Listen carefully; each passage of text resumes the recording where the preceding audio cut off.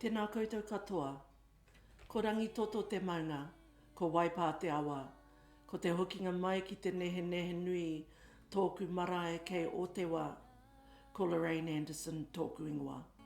Ngā mihi nui ki o koutou katoa, nau mai, haere mai. In July 2020, members of the Ngāti Paretāpoto Hapu Committee asked me to replace my partner, the late Hardy Penny, as the Hapu claimant representative, to continue our cause to have our ancestral lands returned to our sub-tribe, our Hapu, that we call Ngāti Paretāpoto. We seek your support by asking you to sign our petition, and our video presentation will provide you with background information. We encourage you to sign the petition to remove us from the Maniapoto mandate process and to allow our Hapu to negotiate our land claim with the Crown independently. Our traditional boundary is within the Mairangi Totoki Tūhua region, more commonly referred to as the lands of Rereahu. Ngāti Paretāpoto reaffirms its ahikaroa status, and that status has not been extinguished. It means that as far back as the 1700s, when our eponymous ancestor Paretāpoto lived on the land, from that time to this time to today, her descendants still live on the lands of our Hapu. Our Hapu comes under Te Hingarangi, not Maniapoto. This is a very important distinction to us. Their father Rereahu had only one child to his first wife, that was Te Hingarangi. He then had Maniapoto and his siblings to the second wife. And because our Hapu affiliates to Te Hingarangi, we are not of the large natural grouping of Maniapoto's line. Part of Ngāti Paretāpoto is land that includes the Mangaokewa State Forest. We have determined that we want the option to pursue the remedies available to Crown Forest licensed landowners provided for under the Treaty of Waitangi Act 1975. We do not want this land block settled by an entity such as the Māori Trust Board that we have not given our mandate to. Our historical claim Y729 was not made by individuals from throughout Maniapoto.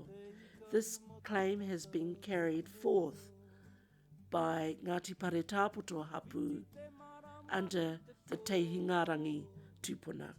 Many of our original claimant committee members have passed away, including my father Rua Anderson from the Otewa region, his cousin Hapi Anderson of the Te Ahoroa region, both of whom were our kaumātua advisors in 1995 when the committee formed.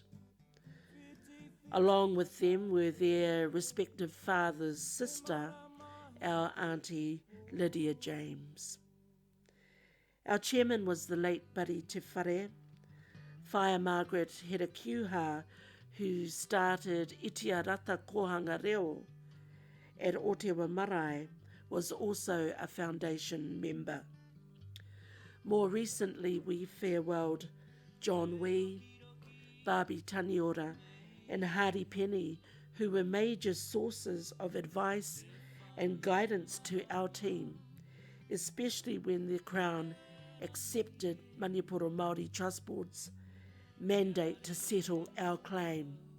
Those three were very aggressive in moving us to hold a position against the Trust Board, and hence the urgency hearings that took place in 2019.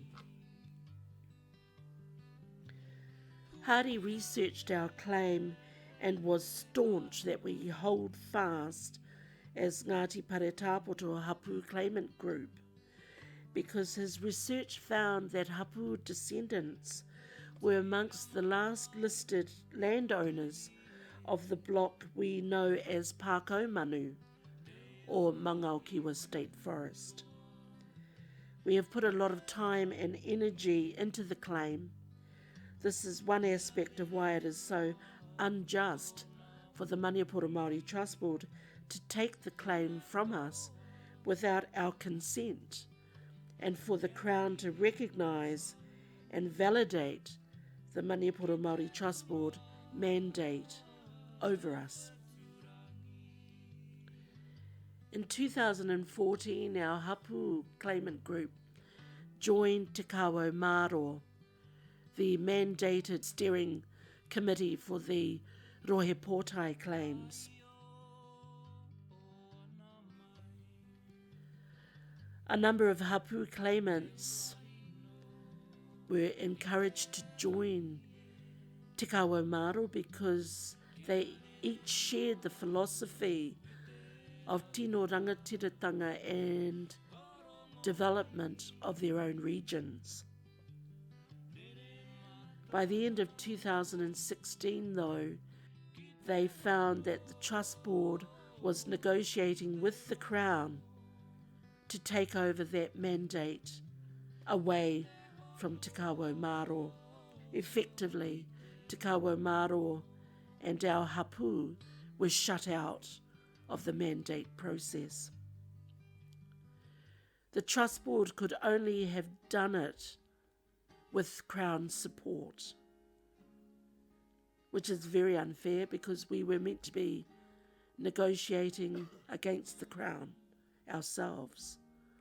Both the Crown and the Trust Board have set about eroding and undermining our Hapu tino rangatiratanga and autonomy.